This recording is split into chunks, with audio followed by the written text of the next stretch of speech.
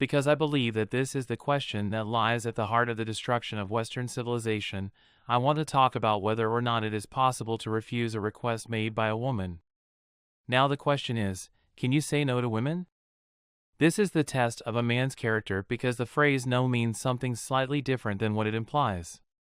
It's not just about whether or not you can refuse the woman, it's also about whether or not you can refuse the things that tempt you and whether or not you have the discipline to do so. Here's the thing about looking at Western civilization, it is really obvious that we lack the discipline to say no to women, and this lack of discipline really does hold us hostage. It is really our own compassion that is holding us hostage.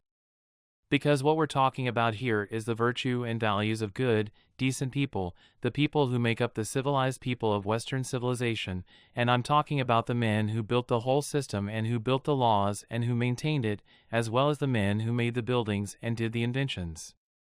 I'm not referring to the elderly, children, or women who are a part of this system in any way, shape, or form. Alright, so these are the people who need to be able to tell women no, and before I do, let me tell you a story. It's a story from when I was younger. One day, a friend of mine wanted to impress some new girls that he had met, and so he stole his mother's car, and we all went out for a ride, and a good time was had by all, but when we were leaving where we had gone, one of the girls requested that we stop at a certain place on the way home. She argued that since it was her 16th birthday, she ought to be allowed to drive, and after some whining and complaining, her friend gave in and let her drive the car. Of course, she was told no, you don't know how to drive, you may not drive. Of course, she was told no, you don't know how to drive, you may not drive. But she explained that since it was her birthday, she ought to be allowed to drive. And it didn't take but maybe 2 or 3 seconds for her to start the car and to put her foot on the gas and just crash into the first thing that was in front of her, and the car was severely damaged, and that was that, and you would think that the lesson has been learned because the car was severely damaged. And it didn't take but maybe 2 or 3 seconds for her to start the car and to put her foot on the gas and just crash into the first thing that was when a woman expresses an interest in something, a man must have the ability to say no to her unless he is certain that what she wants is the very best possible option. However, this particular situation did not go as planned, and I believe that the universe was trying to teach me something at that very moment.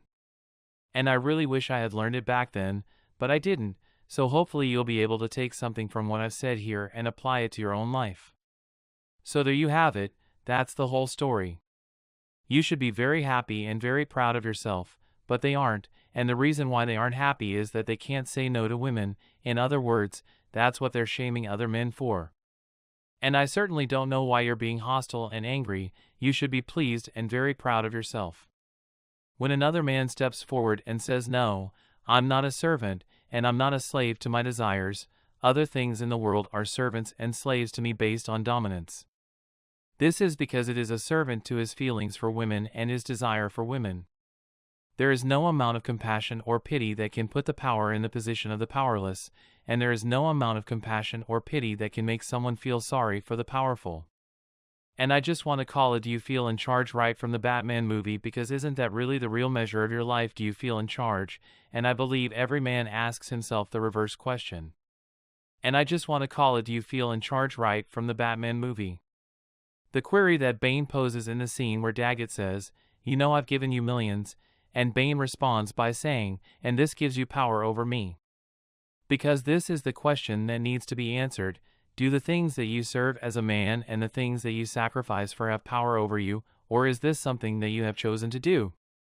Therefore, if you are only in love with women and you are willing to do anything for them, then you have not chosen to do anything, and as a result, these things have power over you. Therefore, when I ask you if you can say no to women, the answer is yes. I am asking you if you can say no to your own inclinations and acknowledge the predicament that Western civilization finds itself in. We can't say no to the desires and requirements of women or to the anguish endured by social justice warriors. According to this liberal and postmodern conception of the world, we are unable to say no, and neither are you able to say no. In point of fact, you are unable to hold any values at all because it does not matter what preferences you express. You'll simply be accused of being a racist, sexist, or homophobe, and this is how the ideals of Western civilization are being used to destroy Western civilization by the enemies of Western civilization. This is happening because the good people who live in Western civilization are unable to say no to their pity, compassion, or virtue signaling. Anyway, I just wanted to get that out there and ask what your thoughts are on the matter. Let me know in the comments below.